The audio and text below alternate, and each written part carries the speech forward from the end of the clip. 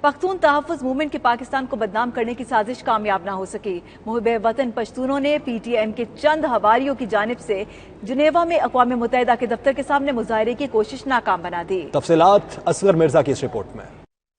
E U پاک friendship federation Europe کی حمایت کے ساتھ پشتون آرگنائزیشن نے اقوام متحدہ کے جنیوا دفتر کے سامنے پاکستان مخالف مظاہرے کو نہ صرف ناکام بنایا بلکہ حب الوطنی سے سرشار پاکستانیوں نے اس موقع پر پاکستان زندہ باد، پاک فوج پائندہ باد کے نعرے لگائے۔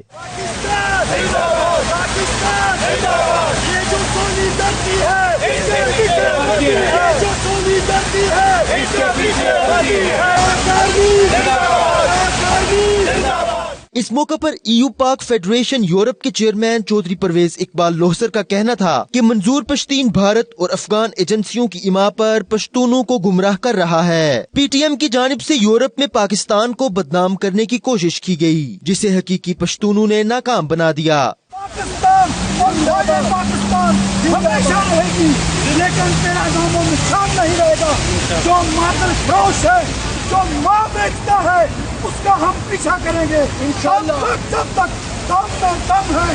یہ جو دھونی نکلتی ہے پیچھے پیچھے ورتی ہے۔ پشتون آرگنائزیشن کا مزید کہنا تھا کہ پاکستان کے خلاف جہاں بھی سازش کی گئی پشتون اسے ناکام بنا کر گمراہ اور بکے ہوئے عناصر کو بے نقاب کریں گے۔